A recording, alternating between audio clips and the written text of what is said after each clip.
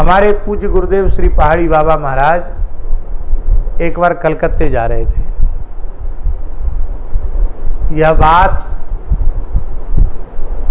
60-65 साल पुरानी बात होगी।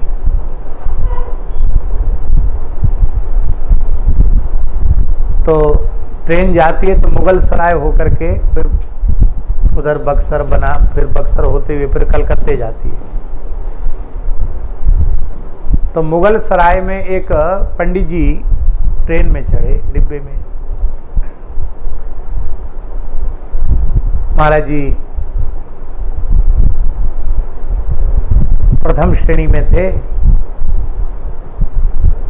और उस समय प्रथम श्रेणी उतना बढ़िया नहीं होता था, अब तो बहुत बढ़िया बढ़िया बन गए, लेकिन बढ़िया रहता था, खाली रहता था। प्रथम श्रेणी में महाराज चढ़े, महाराज उसमें टिकट थी, उसी में मुगल सराय से एक पंडित जी चढ़े।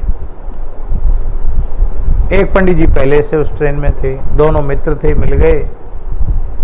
तो जो बनारस वाले जो पहले से पंडित जी बैठे थे, उन पंडित जी ने अपना पान का डिब्बा खोला। बनारस के लोग पान के शौकीन होते हैं। पान का डिब्बा खोला और अपने मित्र पंडित जी को कहा, ले महाराज पान का। तो उन्होंने ऐसे छू करके बोले, हम एकादशी हैं और व्रत में पान वर्जित है, इसलिए हम नहीं लेंगे। तो उनके मित्र पंडित जी ने कहा कि आप एकादशी कब से करने लगे? आप तो एकादशी करते नहीं थे, आप एकादशी कब से करने लगे? तो उन्होंने एक घटना सुनाई। महाराज जी कहते, मैं सुन रहा था उनके मुख से घटना कि उनके घर में एक लड़का गौ सेवा करता था, मल्लाह जाति का, केवट जाति का, घर में गैया की सेवा करता था। मर गया वो। मरने के लगभग साल भर पीछे वो पंडित जी के सामने खड़ा हो गया। तो पंडित जी बड़े शक पकाए।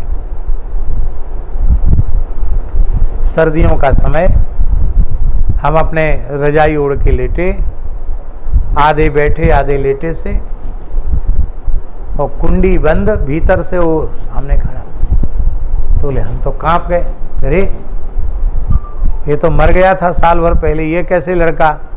वो खिड़की दरवाजा सब बंद हैं, ये सामने खड़ा है।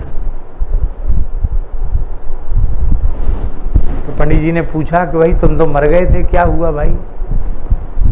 उसने कहा, हम मर तो गए थे और नरक गए, और यमराज ने कृपा करके हमको जमदूत बना दिया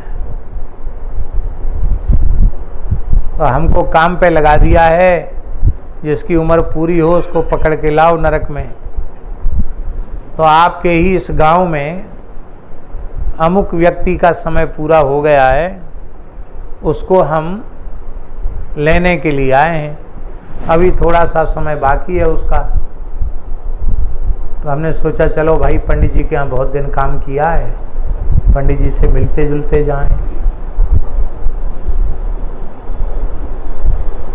आपके दर्शन करने चला आया। तो पंडित जी बोले, उस व्यक्ति का तुम नाम ले रहे हो, वो तो अपने पोते के विवाह का शोधन करा के गया भी हमसे आज ही। हमने मुहूर्त शोधन किया है, अमुक समय का उसके पोते का ब्याह है। बोले आप शोधन करो और वो करो, पर उसका समय तो पूरा हो गया। कितनी देर है? बोले ठीक आधा घंटे में उसका शरीर शांत हो जाएगा। अच्छा भैया, तो तुम जमदूत कैसे बन गए?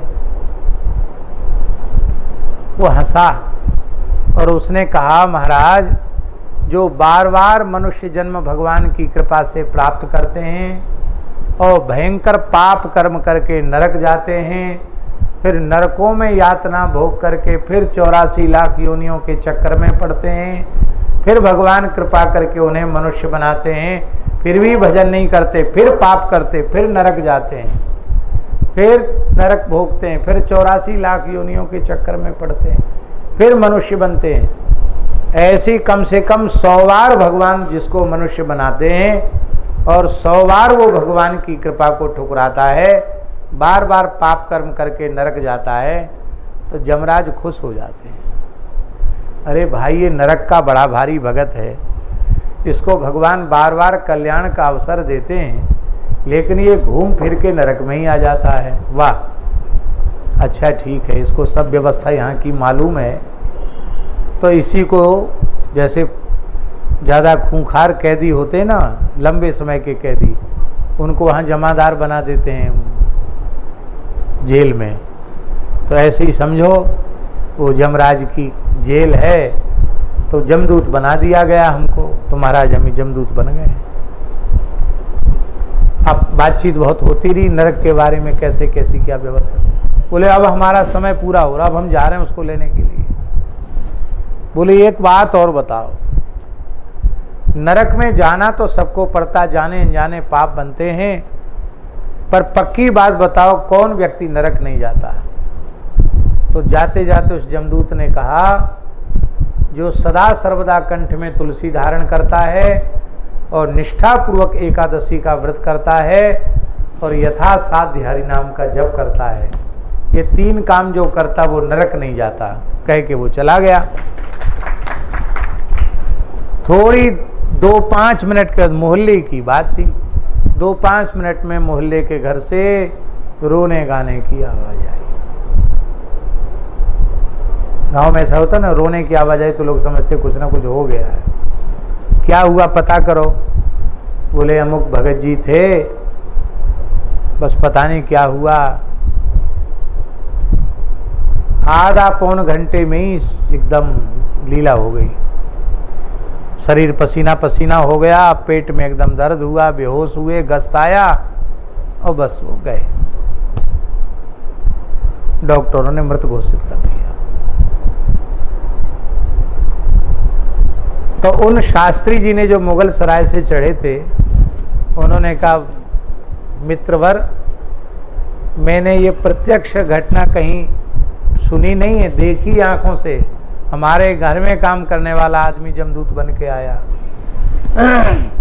तब से मैंने अपने घर के सभी लोगों को तो तुलसी पहना दी और सबको कहते थोड़ी देर राम राम किया करो, और सबको हम एकादशी करवाते हैं। हमारे घर में सब एकादशी करते हैं और हमारे पास जो जो आता है उस सबको हम प्रेरणा देते हैं। तो हमारी प्रेरणा से हजारों लोग एकादशी करने लगे हैं। ये एकादशी का प्रत्यक्ष प्रभाव हमने देखा। ये घटना हमने पूज्य गुरुदेव पहाड़ी बाबा महाराज के मुखारबिंद से सुनी। और पुराणों में तो एकादशी के बहुत महात्म्य के चरित्र प्रसिद्ध ही है। यह है एकादशी की महिमा। अब